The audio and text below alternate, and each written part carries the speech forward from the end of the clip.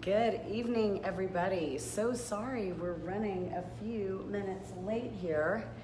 And my notes are now on a napkin because I am broadcasting, as most of you know, from my home in Costa Rica. And we do not celebrate daylight saving time. So you can imagine my surprise when I just got out of the shower, hence the wet hair and headband and no makeup. Just got through surfing, and Dr. Wilson was like, anytime you're ready. And I'm like, well, I'll be ready, in 45 minutes when we're supposed to go live. So, didn't know about daylight saving time. That just tells you how unplugged and disconnected I am from the rest of the world. I was having me a good old time out in the water. So anyway, sorry to keep everybody waiting. But tonight is a really cool night. Not that every single live feed hasn't been amazing, but this one is pretty near to my heart because Dr. Wilson was the lead investigator on the research for the fascia blaster. And he is the co-founder of ASPI. And he's just an incredible innovator. I don't know what else to say about him. He is a visionary. He's still young, so I can't even imagine what the next 50, 60 years holds. His work and people that he's worked with have been published over 500 times. He's an incredible scientist. You guys got to meet his partner in crime, Dr. Ryan Lowry, a couple of weeks ago, who really broke down ketogenics, and I can tell you it was great. We had over 100,000 viewers at that show, so that's really exciting. Coming on my show is like coming on, a national syndicated show at this point. So that just tells you how much the world is dying for this information. And so with Dr. Wilson, we wanted to do something different, and he is known as the muscle doctor, but he knows so much more than that. So, I've been in the advanced fitness group. Me personally, I've pretty much bodybuilded my whole life, or always been into fitness ever since, we called it jazzercise. So I've been around the block 100 million times, but what's so awesome, and I have my own questions for Dr. Wilson, is we're gonna be talking about what is the latest science in everything exercise. Some of the highlights that I was so excited about, because I'm about to revamp my program, is we're going to be talking about the cardio intensity and fat loss, because everybody says, do I do HIIT? Do I do static cardio? What about, boot camp style training? What about CrossFit? What about this? What all that? So we're going to find out what the numbers say from Dr. Wilson, as well as talking about training in a low carb state. So that's for all of us, including me, who are reasonably carb depleted or completely carb depleted on ketogenic. Periodization, which is not a new concept to me, but I think for a lot of people it's going to be a brand new concept. And then just self-regulating your exercise, which is awesome, and we all need it. So I hope everybody joining us tonight is so stoked for being at the just about halfway mark in our transformational program. Several people have been very kind and said, you look amazing. I have on no makeup, my hair is wet, I'm barely in clothes, but I have to tell you, I feel incredible. And if you guys have been following me daily, I am at the point where I need more, or I need different. I've plateaued in terms of my measurements, so I'm looking forward to getting my own advice tonight from Dr. Wilson, and I hope you guys will, use this as an opportunity to kind of suck information from someone who is not giving their opinion. They are giving you what the raw data says. So I'm hoping that you're watching Dr. Wilson and that you have found the little button. I told him it looks like a little Lego man, with a picture, but if you hit that request to join, then I can go ahead and bring you on screen and we can jump into all of this awesome stuff. So I just have to tell you, Facebook Lives are not easy. Every guest we've had, they're like, you know, so just help him out. And we'll just hang tight and wait for him, because I tell you what, he is. Oh, Ashley Black Guru says the button is not there to request. Let me see if I request. Bam. Let's see if that does it. You guys are sweet. You guys are like, you're always beautiful. Listen, I'm all about the inner beauty. I'm all about feeling comfortable at any size, at any age, you know, but at the end of the day, it's super awesome to be able to have the physicality that I want and the comfort in my clothes and things like that. So it is definitely not about the look. That is the bonus. So I do see people requesting to join. So, Dr. Wilson, you should be able to go ahead and hit that button. Sorry for those of you who are looking at my big finger coming up there. Sheila Berry says, have him tap on the comment bar. It popped up for me that way. So, Jacob, go ahead and try to do a comment and then see if that button goes live for you. As like every other week, it's going to be worth it. In fact, I actually feel guilty sometimes because when I start texting Dr. Wilson, I don't want to stop. I love picking his brain. I know that it's working because I have people requesting to join to be in the video. Do you guys really want to be in the video? I kind of have always wanted to do that, just start letting people in the video and see what happens. Whoop, do you want to talk to 1 million people tonight in your jammies or whatever you're doing? Deborah says he needs to be on his phone. We talked about that earlier. So still waiting here. I only have 2 guest requests. Looking to see if anybody else is coming in here. Hello, Karina Vereb from Tampa. Did you know that Dr. Wilson's clinical situation sports training facility is in Tampa? So you are getting to meet one of your neighbors tonight. Julie says, I am in my robe. Listen, I have to go live fresh out of the ocean water. This isn't, you know, I'm not even clean yet. Ari says she's in her robe, not hitting that button. Listen, I would love for you guys to have a day in the life of Ashley Black. I kind of just go live anytime I feel like there's something interesting that needs to happen.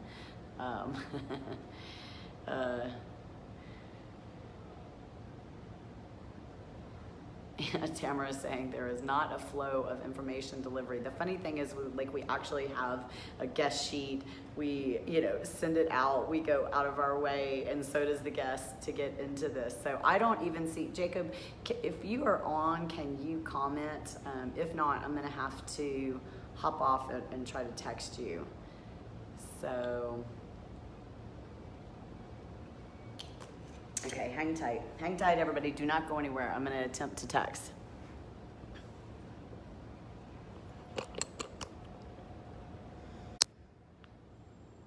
Okay.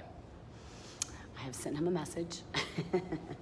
So hopefully we'll get him. In the meantime, I just want to do a check-in with everybody. You guys know we're at the 6-week roundup, so I'm so curious what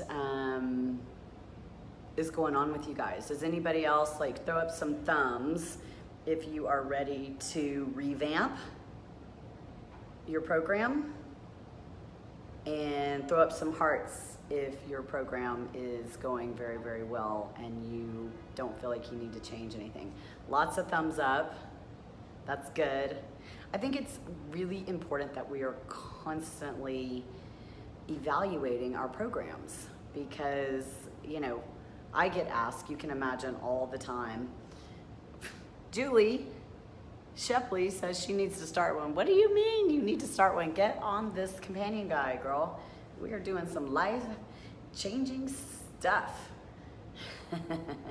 We're all here to support you. The good thing too is even if you're sick or something came up and you didn't get started, I have posted my program chronologically right here on the Ashley Black Guru page, and you can literally start at any point. Even if you fall off the wagon and you want to start again, you can pick it up at any point. But I do think that the companion guide really does help to keep everything on track. I think that revisiting our why and our purpose, which is a lot of what we talked about last week with Timberly, that also got a ton of views. Just super important information about pulling this all together. Hey, I see Dr. Wilson. Woo! All right, now there we go. Here he comes.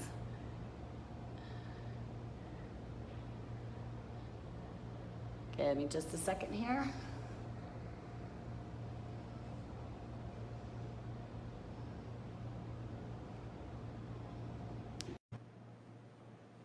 Adding. Hi.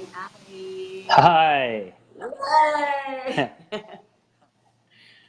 First of all, thank you for schooling me that I don't know what time it is where I live. I didn't know what time it was either till 3 o'clock today. Yeah, I'm hoping that there are a lot of people out there that were kind of like, what time is it? I had forgotten about half the year in Costa Rica we're on Mountain Time, and the other half we're on Central. They just don't. They're like, daylight what? Exactly. Exactly. Which is kind of nice to not be totally in touch with the rest of the world. But I've been talking a little bit about you before you came on, but I wanted you to, I really, I know you don't like to brag, but I would love, there's two total different sides of you to me personally.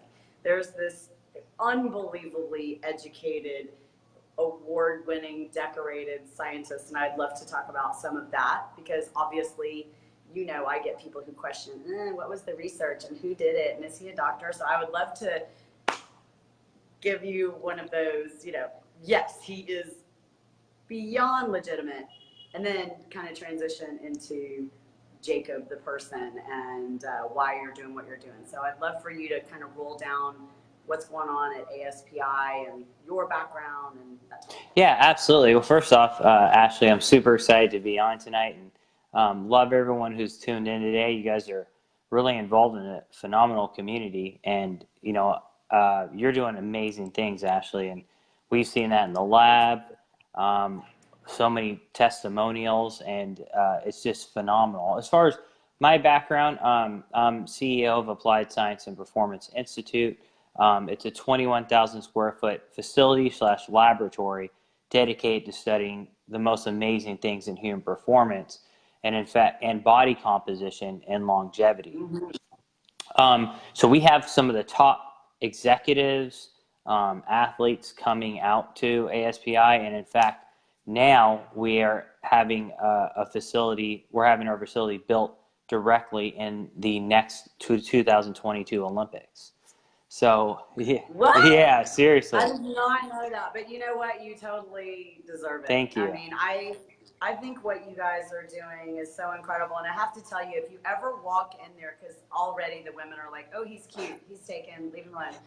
But, you walk in and it's a bunch of good-looking people, and, your instant thought might be, oh, it's kind of the meathead thing, pro athlete. And then you're there for 5 minutes and you go, no. These guys look like this because they're actually applying the science to themselves. First of all, you guys all look really young, and you're not. I mean, you're not 22, yeah. But that's what you look like. Thank you. Talk a little bit about your staff, because Yeah. I mean, you have pulled together a team of just over the top people, Well, which is why you're in the Olympics. thank you so much. Yeah. So, like I said, I've been doing research for a long time in this field and had the opportunity to do hundreds of studies. In fact, published over 250 papers and written books. And throughout that time, have been able to travel the whole world looking at labs all over the world. And what we did with ASPI is we recruited scientists from the top labs from around the world. So we have doctors, MDs, PhDs, people who have, 3, 4, 5 degrees in the lab. Those are the top people. And then we also, Wow. and then we have performance coaches, and all of those guys have, one of our guys is the only guy to play in the Super Bowl, the Arena Football Super Bowl, and the CFL Super Bowl all at once. So so we have a lot of a mix of elite, like high-level scientists, and then high-level coaches on staff. That's a really interesting mix, because the vantage point is completely different. Yeah, it is. And that's the thing. The thing is, like Ashley, is like you, what we're trying to do is take science and information and bring it to the world so everyone can use it. One thing I noticed coming from academics and coming from like a laboratory science-based thing, I realized going to conference after conference that the only people who could understand scientists were other scientists. You know what I mean? And so Yes, I tell you, I tried to talk about fascia and the fascia blaster for at least 10 to 15 years in academia. And what I found is you would leave the conference, all the scientists would be stoked, and the people who needed it, which were the people who were hurting, pretty much, it never made it to them. And I was like, you know what? If I spend my whole life lecturing, I'm never going to accomplish what I want in my life. And I took a complete about face, hated doing what we're doing now, and I've learned to love it. But are you finding you're kind of in that place in your career as well? I'm finding myself in the exact same place. I mean, spent years and years and years lecturing to academics, and I was like, why is this not getting out there? And that's why I was like, we need to start something new and like touch people directly. And that's what we're doing. That's what you're doing. And so, we're excited to team up with you. Well, you know how I feel about all that. Can you, just because this is my group, and I think everybody is always curious about the research. We touched on it with Ryan, and I think that even when I presented in Madrid at a very legitimate conference, the first thing they say is, well, if you pay for it, then it's skewed. Mm-hmm. And so I'm like, no, these scientists were blinded. And not only that, I was a little nervous, like, what if the numbers don't say what I want them to say? You have to be willing to be completely wrong. So I would love for you to talk a little bit about your scientific process. I mean, you actually designed the study along with Kathleen and myself and Bart. And so, but why did we explain to a layman person, why did we design it that way? And why do both of us feel so confident that it's just going to like hold water and, be one of those studies that goes down in history? Maybe absolutely. Well, first of all, I do think it's going to, help a lot of people to study. I think what most people have to understand is like what a double-blind study is. What a blind study is. Basically, you have to, when you're looking at fascia, you're looking at cellulite, and you're assessing it.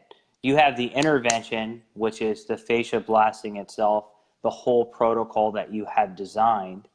And then you have the actually assessment of cellulite and connective tissue changes and fat tissues. That assessment, what will happen is you'll present it in a random order. So you'll have a blinded scientist who gets a before and after pic who has no idea whether it was someone in a control group or someone in the experimental group. So it doesn't matter how much anyone funded a study. If you put a researcher in a blinded room and they have no idea who the person was, what the before and after picture, if it was a control or whatchamacallit, or what we're even studying. Yeah, exactly. Or what we're even studying, you can only just make the judgment call, okay, this person improved and here's the gradient that they improved or not. So I think that's what the point of blinding is no matter what you do, you can't influence that. And so That's right. And that's the amazing thing. And the thing is, the other thing is, what we did in this study is we took individuals, of course, you know, we had a control group who didn't actually get any fascia blasting or did not go through your protocols. Right, just did the blood, Yep. just did the ultrasound, and didn't do a thing. That's right. Yeah. Or we had someone who followed your recommendation, people who followed your recommendation exactly, and then we measured them with everything you can imagine. We looked at fat metabolism. We looked at their blood work. We looked at connective tissue. We had ultrasound so we could actually look at fat thickness.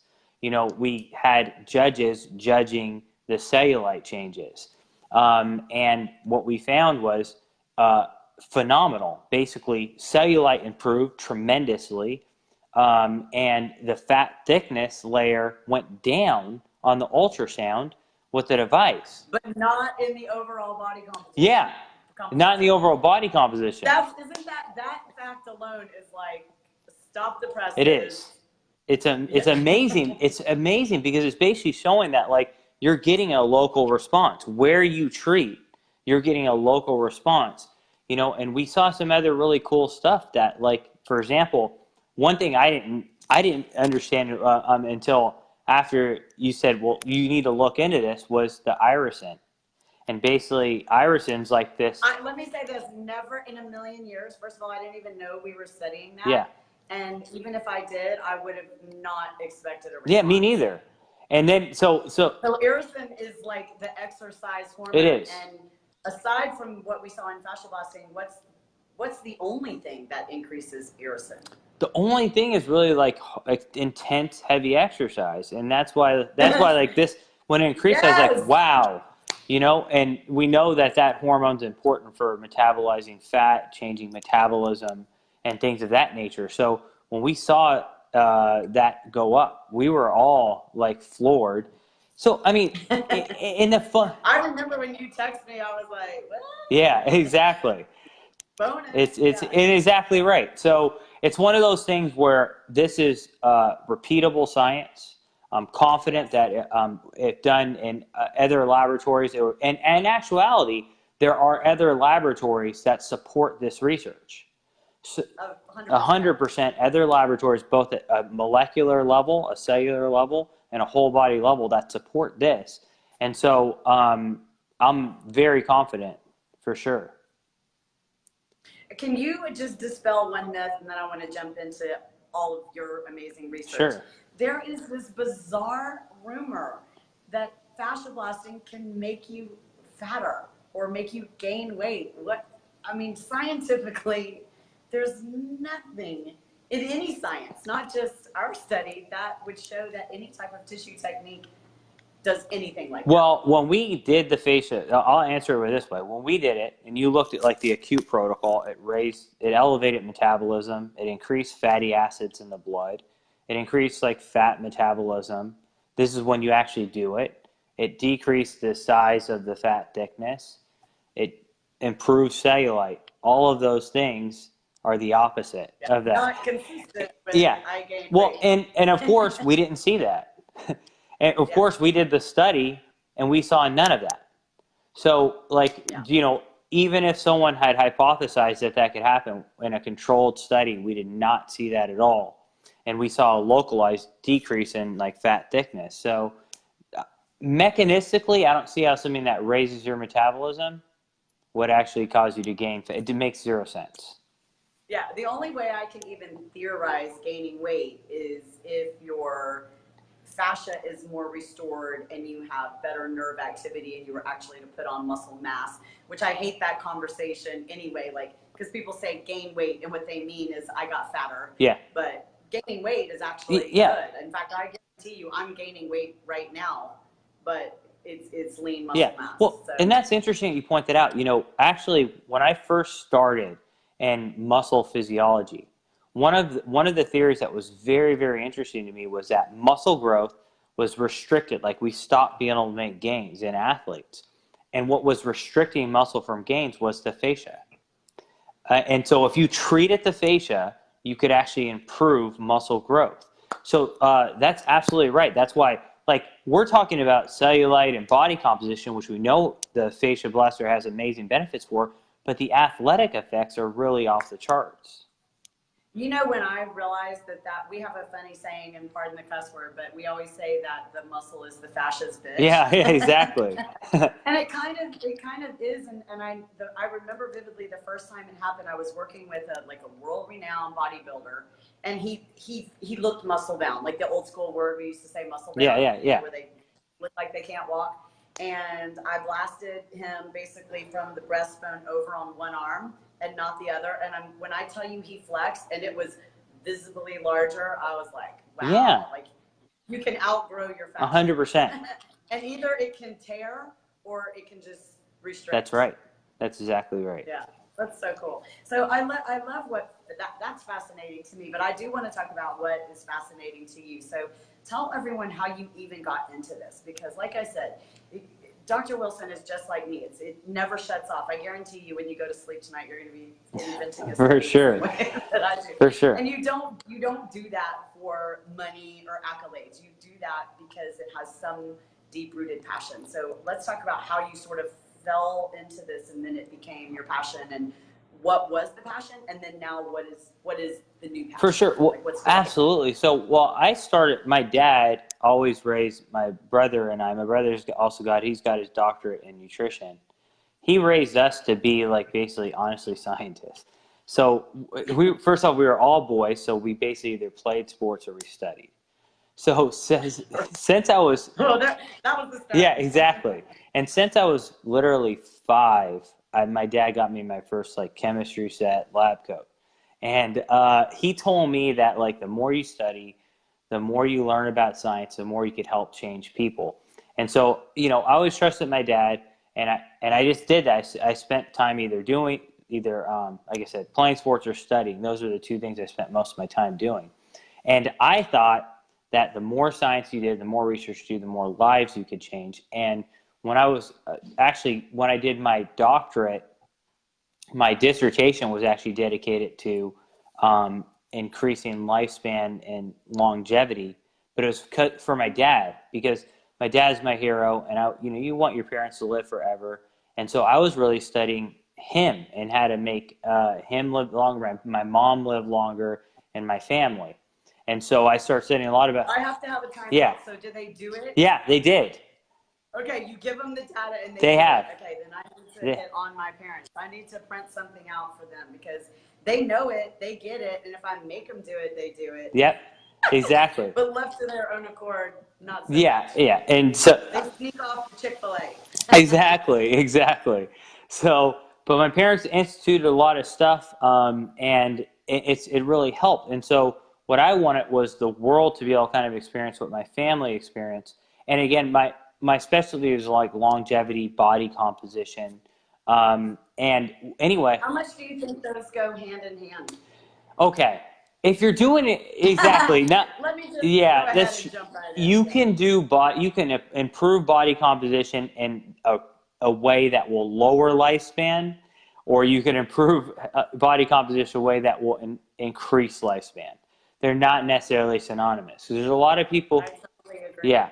Don't you think we live in a world of skinny is better? Yeah. And I mean, I can only speak for myself, but I know there's been times where I looked amazing and I was starving. Same, exactly right. Same thing. And that's the thing. It's about finding that you're comfortable with, that is healthy. You know what I mean? 100%. I think that's really important. And I pointed out, I was in academics for a long time. Now, there was an award that I really wanted, and the award was the Young Investigator of the Year award, in a foundation called the NSCA. Now, in human performance, it's it's maybe the #1 organization.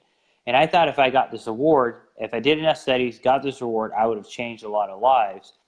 And it turns out I ended up getting the award, and that was in 2013. And I stood up on the podium, and I thought it was going to be the best day of my life. And I looked out at the crowd, and I actually realized that I felt empty because I realized the only people that understand what I was saying were those people, those scientists, MDs and PhDs in the crowd. And I actually felt more empty than I did excited. And that's when I realized, like, none people aren't experiencing this, they aren't learning about it.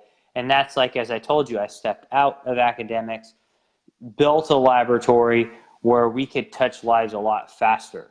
And so that's fast forward to where I'm at now.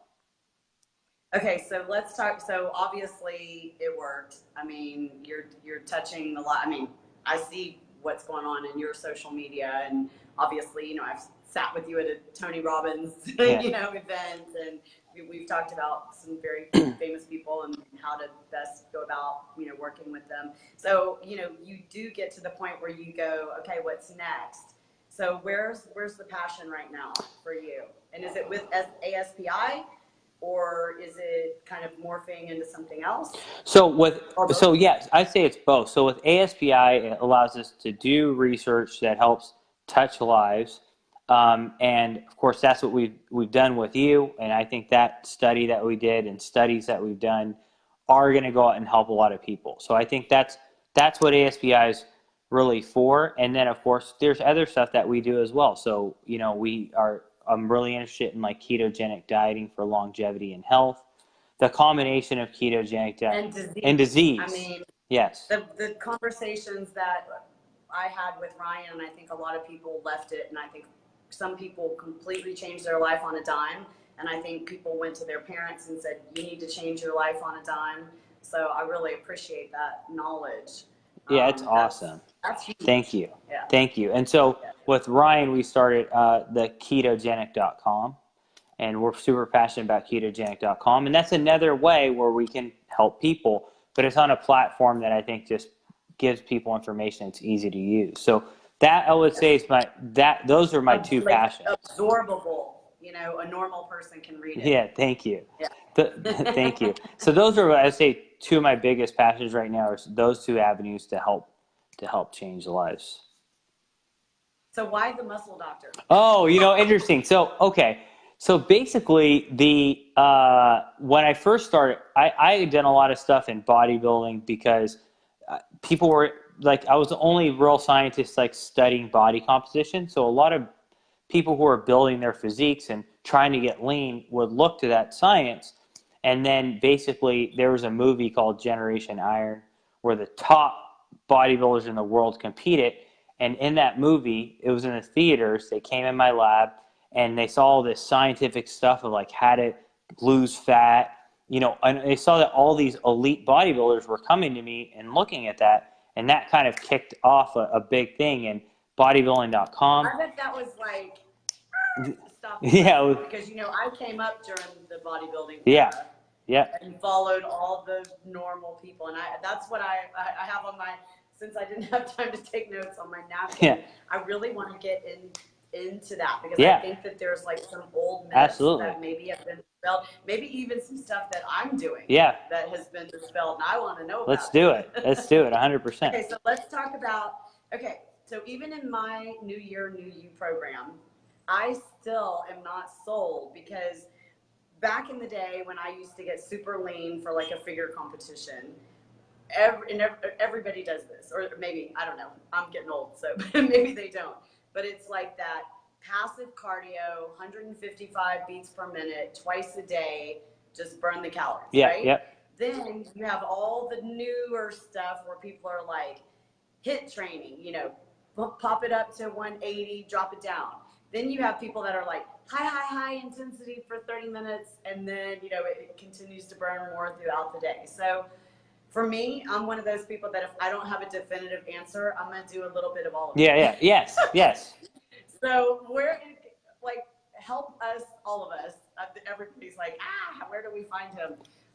Help us with our cardio. What do we do? Well, that's a great question. Let me say this. All of those forms of cardio will cause you to lose fat. One of the things that I like about the high intensity interval training, so remember, there are different. And I want you to define it. Good question. That's one of the things people like argue about. Yes.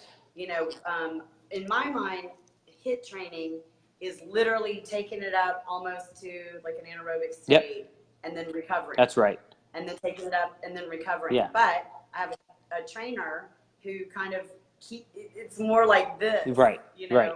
So when we say HIIT training, what do you think is the most effective? And then maybe an example. Exactly. Or just, define it and give The most effective is what you talked about is basically, you say you have a perceived exertion of like 5 out of 10, okay? That's your 6 out of 10 is like your normal fat burning zone that people talk about. When you're talking about 10 out of 10, that means that like after 30 seconds, you can't go anymore. Maybe if you're going hard enough after 15 seconds, you can't go anymore. That's true interval. So it's not like, oh, I'm going really hard and then I can rest 10 seconds and go again. You're going really hard and then it's going to take a minute to 2 to sometimes 4 minutes to recover till you can go back up. So what do you recommend, wearing a heart rate monitor and looking at that, or just going based on perceived exertion? So if we let's say it's 15, 20, 30, a minute, whatever gets us to our 10. Yep. And then what do we need to perceive, a 1 or do a 3? I think like basically what I like is when you hit that 10, going back down to a 5. For a minute, and then what I recommend, say you're a 5 and you're kind of warming up at your thing, then you go up to a 7, then an 8, and then maybe a 9, and maybe that takes 5 minutes to get up to a 9.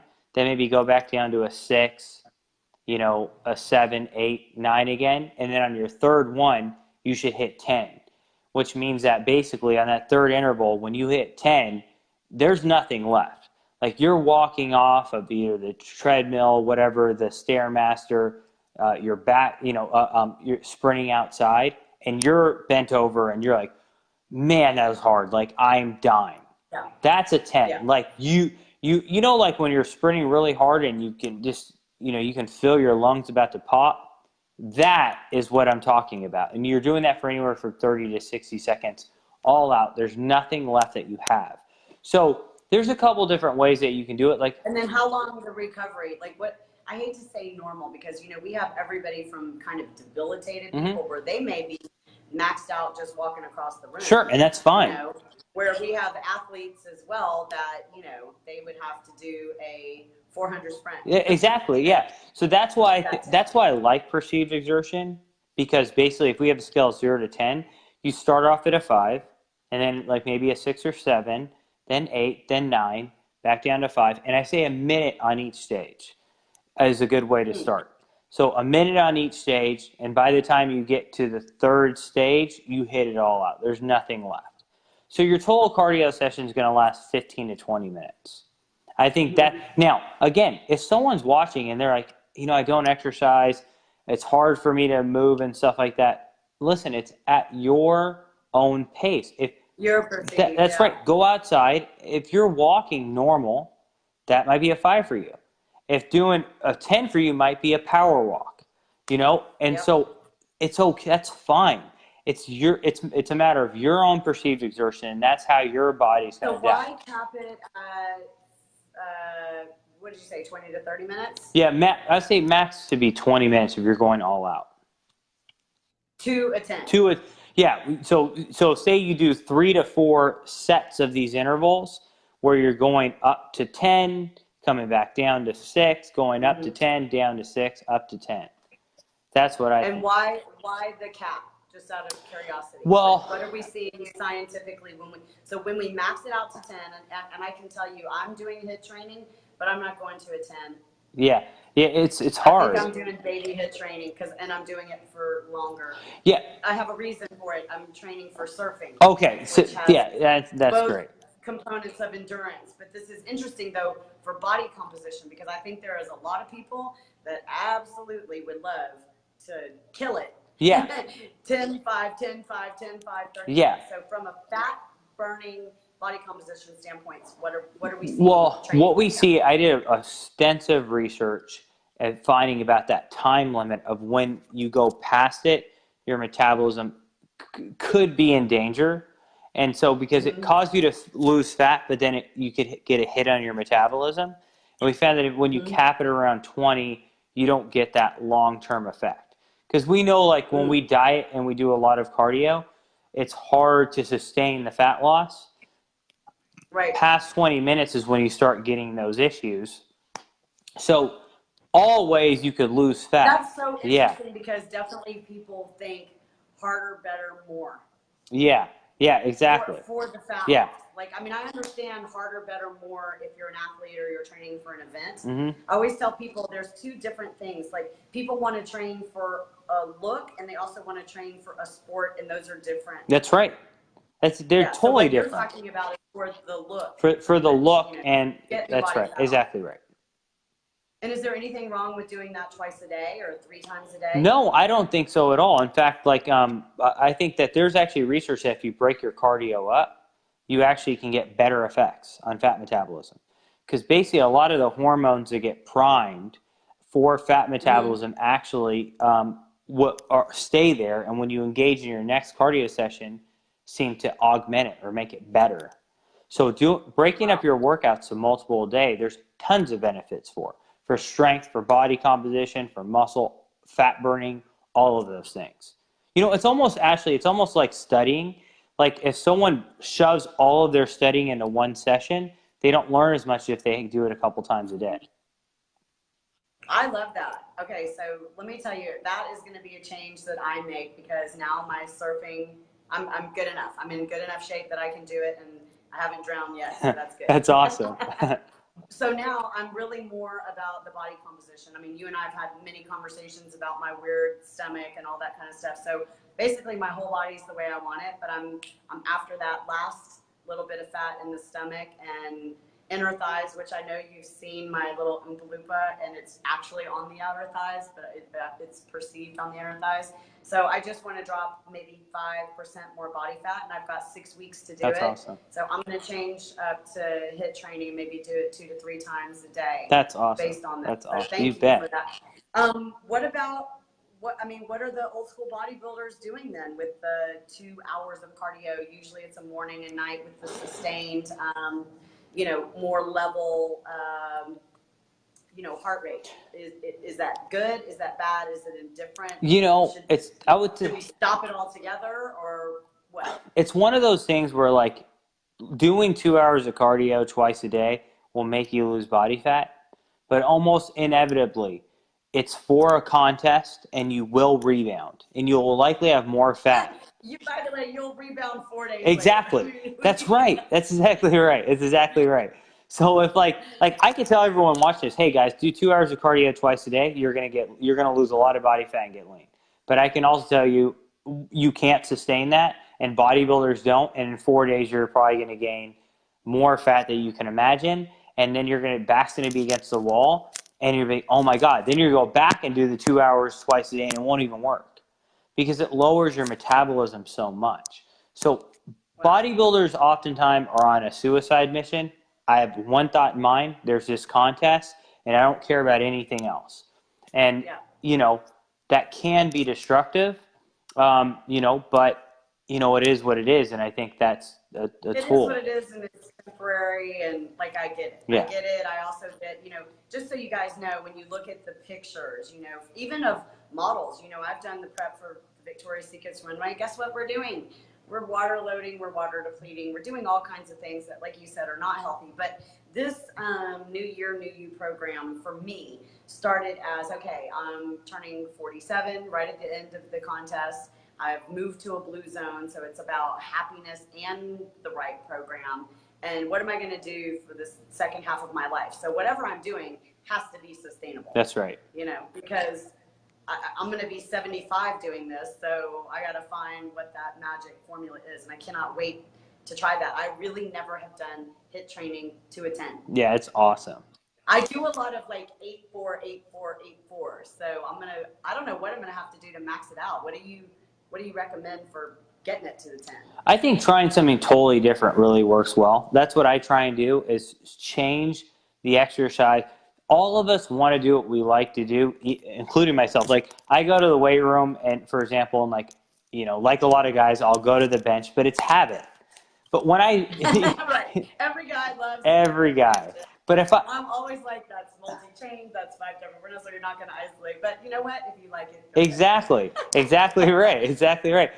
But if I went and used them, what about? I'm so curious. While we're still talking about body yeah, mass, I do love yoga for so many reasons, mainly the alignment and strength, but definitely my heart rate is up. I love my own program, fascia yoga, but in terms of fat loss, that doesn't seem like it's going to be the most effective thing to do. So I would love for you to kind of give us a couple of one-liners on just yoga in general, even though we're burning fat. yeah. And then I would love to know if you think, or if any research supports that heat actually makes you burn more fat. Well, I definitely think that yoga as a tool, one, it does require strength, it requires flexibility, it requires stamina.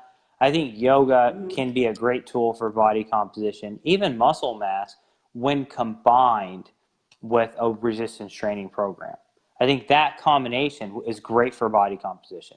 And Love so that's my over that. I think like anything else, if say someone only does yoga, they'll adapt to it just like the guy who only does bench.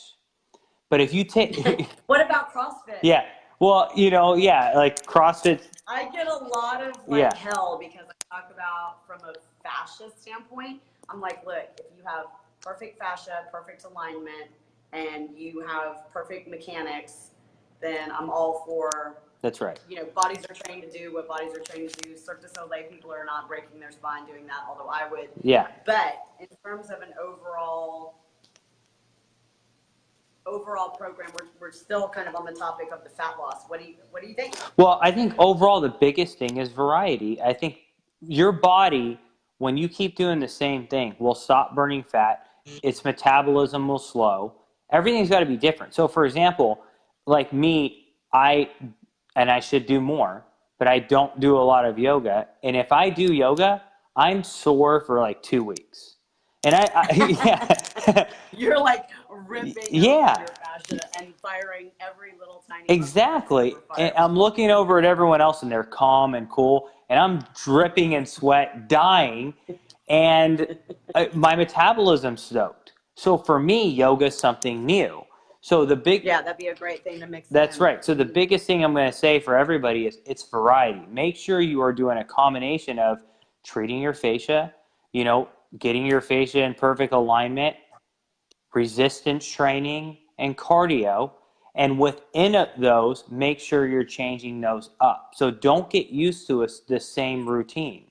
And I think that's the key thing I would say is accommodate. It's no different than like diet.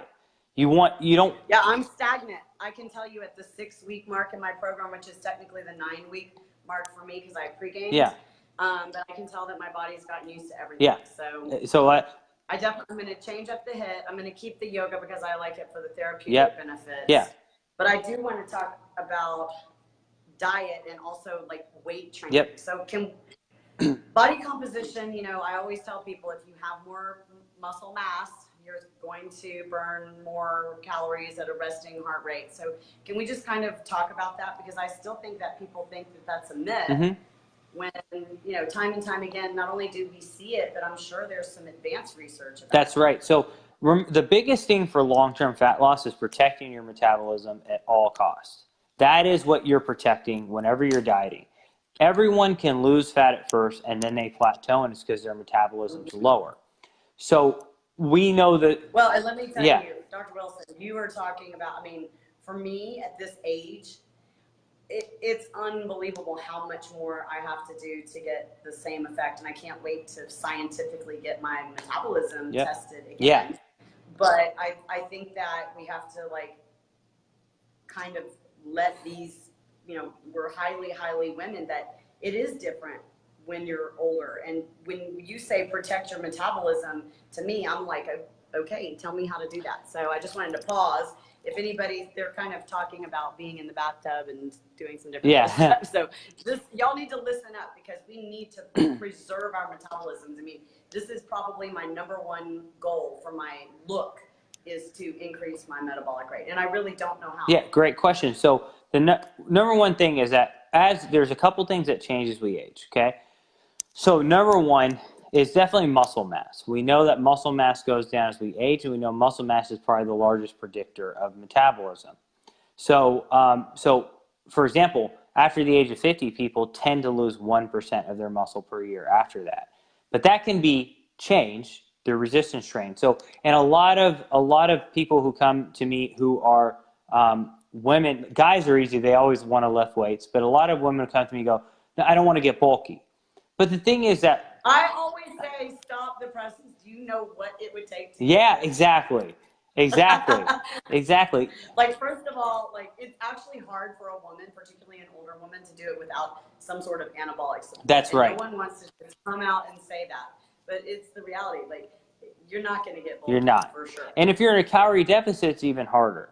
So that's what. Which most of our people are, because they're trying to diet and put on muscle. That's exactly. But I think you said something that I want you to revisit. You said that the amount of muscle mass is the biggest metabolic predictor. It is. Why? Well, because muscle is so energetically costly to maintain. It takes so much energy to maintain muscle, and so it burns far more calories than fat, for example. So the more you have, the harder it is for your body to maintain it. So that's the other thing is that muscle helps us is a storage depot for carbohydrates. So if you have more muscle, you're more likely to be able to easily store carbohydrates. And so I think that's important too. Makes perfect sense. It also kind of answers the question, people ask me this and I'm like, look, I don't know, don't hate your husband. But a lot of women say, my husband or whoever just pisses me off because he jumps on a diet like this and he loses 10 pounds and I'm like, still struggling over it. But that certainly makes sense That's in right. terms of our biology because men can build their muscles so much easier. That's exactly right. That's exactly right. And the second thing is, there's a theory that maybe as we get older, it's not metabolism that's lowering, but this concept of NEAT. And I'll explain what NEAT means in a second.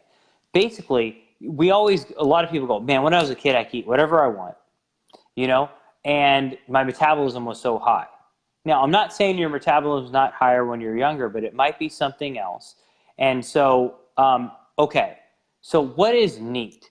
In scientific terms, basically, it is spontaneous movement, okay? So fidgeting, playing with my hair, walking around, pacing. Go next time you guys are watching, if you have kids, after this, go look at your kids and see how long they stand still, right?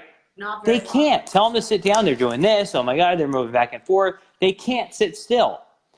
You know what's so crazy about Yeah. that? So scientifically, we've got that concept, but when you look at Blue Zone, which I know the longevity, and I've had these conversations with Dan's people and all that, they are not like I'm living in Costa Rica, close to Nicoya, Pennsylvania, which is a Blue Zone, right? Yeah. Oh my God! So I'm seeing the guy who sells ice cream on the beach. I saw him like 10 miles away, still on that bicycle. That's right. And people are constantly walking to the market, or it's just that lifestyle of natural movement, and we lose it. We've become a generation of laptop and gym, and laptop. That's and right. Gym. I love that you're saying that. Yeah, it's so and true. Science is supporting it. Well, and the thing is, think about when we're in school. When you're moving around, what's the teacher saying? Sit still, sit still, sit still. And we then, by the time we're in college, we're not moving. And a lot of times people are falling asleep in college, and so we've been taught not to move, essentially, unless it's exercise. And in reality, Right. that spontaneous movement's important. And so basically what I would recommend, the simple things are, what is NEAT? Well, one is cleaning the house, picking up after ourselves. One is like when you're parking at the store, parking further away. All of those things are NEAT. Taking the stairs instead of the elevator, that adds up. So I think focusing on NEAT is a very important thing. I love it. I call it natural movement, and that's definitely a part of my program, taking the stairs, walking to the grocery store. I try not to drive anywhere that, is within a mile, and things like that. That's a new concept for me. I realized when I moved down here that I was almost bedridden because, you know, with my hip, I would sit in the Tempur-Pedic bed and work on my laptop, and then I do my 2 intense workouts a day, and in between, nothing. Yeah. Isn't that insane? Exactly. Yeah. Same for me. Where did that even come from? What's wrong with us? As a human species, we're failing. Yeah. Okay, so let's talk about something super important. Everybody listen the freak out. We're getting more and more viewers, so now I'm going to get mean with them. We have got to talk about training in a low carb state because I have to tell you, for me, I am dizzy. And you know, I am doing a modified keto, like foods from the earth, whatever. And I do vegetable, carb, protein after about an 18-hour fast. And then I do a vegetable, well, not a vegetable, but vegetables and protein, pretty much however much I want before 6 or 7, right? Yeah. And I mean, I'm craving carbs. During my workouts, I feel great. Fasting and working, all that's good. But I feel like, okay, well, what if I introduce more carbs?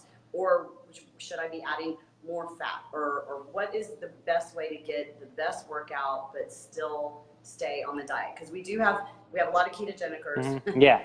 But we also have a lot of people who are doing, like, you know, just plant-based diets. We also have, you know, I'm pretty much pescatarian. Mm-hmm. So how do we balance it from the not taking a ding to our metabolism? Well, I would definitely say one way to do it is, like, if someone's not on keto, for example, it might be training every other time in a low carb state. Studies show that, for example, if you do cardio twice a day, if the first session is more for performance and you had carbs or something, but then you deplete it yourself, now you don't take carbs before your next session and train in that low carb state the next session, you'll get a lot of more mitochondria, which is our fat burning machinery. So you get the performance in one session, the next session you get the fat burning mitochondria adaptation. So if you're doing a fast, because we do have a lot of people fasting, and you do that AM workout, then that really should be your HIIT training. Yep, exactly. That's right. Your body's ready to burn fat. That's right. And then if you're doing a performance training, such as let's just say, you know, lifting weights for muscle mass, or if you're doing, well, I mean, I think yoga is a performance training, I agree. or if you're doing CrossFit or whatever, then you would have some carbs in your system. That's fine. And how long before? Well, like, how long does it take to get in well, there? the thought of, like, eating and working out does not sound fun. I think a lot of the carbs are for your brain, so you could take a slower burning carb maybe 30 minutes before you work out, and it'll keep your brain elevated. Yeah. When you say a slower burning carb, I know what you mean, but something like oatmeal, or, you know, sweet potato, something that's, but it can't hurt your stomach, and as you know, everyone's stomach's different. There's got to be. Mine is sensitive. Yeah, something that has fiber but not too much fiber. Like, for me, I'm not going to eat a Caesar salad before I work out. It's too much fiber. But a little bit of oatmeal actually helps me. You know, for me, that doesn't hurt my stomach. So it needs to have fiber, and not be something that's going to make your blood sugar go up and drop. Mm-hmm. Yeah. 100%. No, I totally get it. I'm just so curious, you know, because I've been out of the pro sports for a while. What's being recommended to eat before the football games now, or the baseball games? Great question. Like, usually same thing. Before baseball games, you don't want to drop. So actually something like oatmeal, or something it could be some kind of light fruit, something that's not going to make you crash. That's the key. Mm-hmm. It's the same thing that the pros are doing is what I'd be recommending to you guys. Yeah. Yeah. What about the 6 small meals a day with, you know, because I used to do it, and it definitely worked for body composition. Yeah. You know, vegetable, carb, protein, you know, 200 calories per meal, whatever. But what's the research showing in terms of that? I think 6 small meals a day is a tool, but I also think that limiting your meal frequency can actually, being in a fasted state, can help with, for temporary body composition and muscle, it could be good. For longevity and health, having some intermittent fasting can be really good. So what I recommend is, even if you want higher meal frequency, I'd cycle that, maybe 2 days a week, And then 3 to 5 days a week, I would go more like the intermittent fasting. I feel like all of the science is leaning towards changing it up and That's cycling right. no matter what. That's exactly right. And that is a new thought, because I know for me, the thought of like, oh, no, I do this every single day. This is what I do. I know it works. But we got to get out of that. That's right. And same thing with calories. Cycling your calories as opposed, you don't want to diet every day. 3 days a week, you want to be at maintenance calories. Even dieting. How do you feel about cheat meals? I mean, with mojitos. Yeah, for me, I will go out like at least once a week. I'm going to go out and have a real nice dinner, and then I'm not worrying about like my calories of that dinner and stuff like that. So I think that's a healthy thing. Now, when someone goes out and go, oh my God, I got a cheat meal weekend, I'm going to go to Cheesecake Factory and eat 50,000 calories. That's not ideal. That's not ideal. Right. Yeah. Yeah. No, I've had that. I actually had a workout partner, and I would be like, oh, yay, cheat meal. Like, I'm going to have 2 slices of pizza, and some wine. And she's like, I'm going to have a box of donuts, an entire pizza. I'm like, I couldn't even eat that. But yeah, exactly. Exactly. Okay, so let's talk about, I love this, and I love this concept because I guarantee most of our viewers don't know much about periodization. So yeah. let's Absolutely. So the main thing about periodization is this, guys, is what we've been talking about is periodization is essentially planning change. So the biggest thing is that it basically means this: at least every 4 weeks, change everything up. Non-periodization is basically like I feel like everybody's going, like a car. That's right. Yeah. So it's just basically meaning, guys, change it up. At least every 4 weeks, change your entire program up. That's the simple concept of periodization, is that when people are like elite athletes, they write everything down, they plan it all out. I'm not saying that's not good, it is, but the simple thing is, guys, every 4 weeks, change it up. Oh, that's so interesting. So I waited too long. I've been kind of doing the same thing for 6 weeks. I had to ramp up to it because I was really deconditioned and just kind of coming off of Christmas and travel and things like that. But yeah, every 4 weeks. So is it bad? What if you were to cycle? So say you were like you did yoga and CrossFit. Yeah. And then you switched it up and you did weight training and HIIT training. Would it be okay to go back to yoga and CrossFit, or do you? Yes, that's exactly right. And that's how you do it. So you can go, say you have 3 blocks where you have one's a yoga block, one's a strength training block, one's a cardio block. You can do 4 weeks, 4 weeks, 4 weeks, and start back over. That's advanced periodization. Perfect. Yeah. I tell you what, so I feel like everybody loves this 12-week companion guide because it's just accountability. It's awesome. But next time I'm going to redesign it based on what you said, because it's perfect. It's 3-4 week blocks. Yep, that's exactly right. So, yeah. Thank You for bet. that advice. And then the other concept, I have to say I'm not so good at this, and you think I would, because I've instructed every sort of fitness class. I've trained professional athletes. This has been my whole life, but self-regulating. Yeah, okay, so my exercise. Yeah. Well, basically, like, how do we do it? It basically goes back to Dr. Wilson, tell us, how do we put a leash on ourselves? it basically goes back to that original concept where, like, if sprinting is a 10 for me and walking fast is a 10 for someone else, or vice versa, you realize that you're in your own zone. So you're basically going like, this is my 10, not someone else's. I'm not trying to keep it with someone else. That's self-regulating. It's going like, when I went in the workout today, this is what I did. That's the first part of it. The next part is realizing that your workouts throughout a week, some of them are going to be really hard. Some of them are going to be light, recovery workouts. And so basically it says that you give yourself some flexibility. Say, for example, you have 2 really hard workouts and 2 light workouts in a week.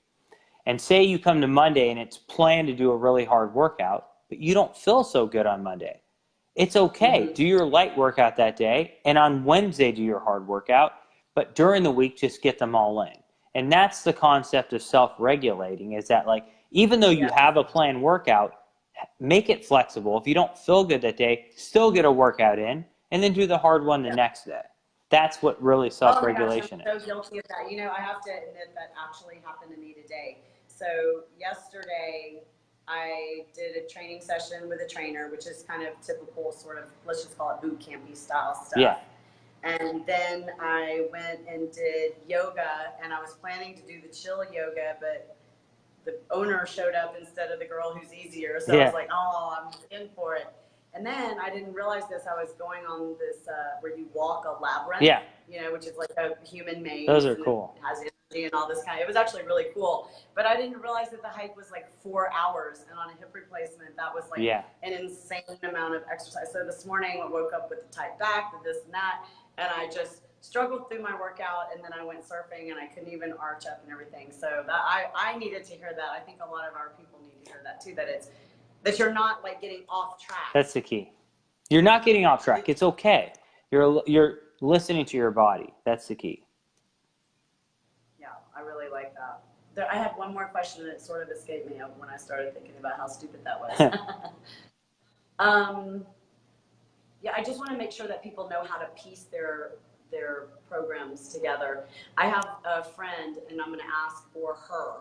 So she is a tiny person and a tiny build, and you know, she's always saying, I'm not getting result, I'm not getting result, I blast, I eat good, and she does. She blasts, she eats good, and she lifts a lot. But and I said, send me the pictures of what you want. And the pictures to me looked like people who were somewhere between bikini and figure. So if you have a woman who's in her 40s and she wants that type of muscle mass, I mean, should you just cut the cardio altogether, or only do like a little bit and really increase the trend? Like, how does someone my age build that much muscle, but you know, also they're a healthy eater, which makes it hard, you know, because I know back in the bodybuilding days, it was like, have your calories and a cheeseburger. Yeah, exactly. So how do we find that balance? Well, in that case, the cardio is going to be very high intensity, you know, basically, but it's only going to be like maybe 2, 3 10-minute sessions. But it's almost all sprints, because look at sprinters, they're very muscular. So it's going to be enough cardio to keep you lean while you're gaining muscle. And then the main focus is going to be building muscle. So for those guys, instead of maybe doing full body weight workouts, they're going to split it up and do 2 workouts a day maybe, or at least a 1 full dedicated weight training session a day, 5 days a week, where they're splitting it up, maybe like chest, back. They're going to do legs, you know. I was going to say, would you pair 2 opposing muscle groups? That works great. That works great because it's time efficient and it burns calories. That's right. That's how I love. And then you said like 10 minutes of HIIT training. That's exactly. No more than that. And then what about food? I mean, are they working? Are they using their resting metabolic? Are they eating 1.5 times that? You know, if they're trying to gain mass, I would say probably start by at least 1.5 times their resting metabolic rate, because they're going to be doing a lot of exercise. So Dr. Wilson, you know, not everybody that follows me, you know, has access to you and all of your fancy equipment. Is there a chart or something where people can kind of at least guesstimate their resting metabolic rate? And if you guys don't know what I'm talking about, that's like the amount of calories, and your macros matter, but in general, it's the amount of calories that you need to eat just to sustain. Yeah. So usually when people are trying to lose weight, they'll eat about that or maybe a little less, and then they'll do their workouts and they go negative in calories. So we're talking about somebody who doesn't want to put on body fat, but does want to put on muscle, and like how would they know what they need? There's actually there's a calculator on there's a calculator on ketogenic.com where you calculate your diet, but it actually tells you your calorie needs. I love it. Yeah. That's amazing. You're doing such incredible things. Thank you. You're like making me want to come to Tampa. Oh, we definitely want you to come down to Tampa soon.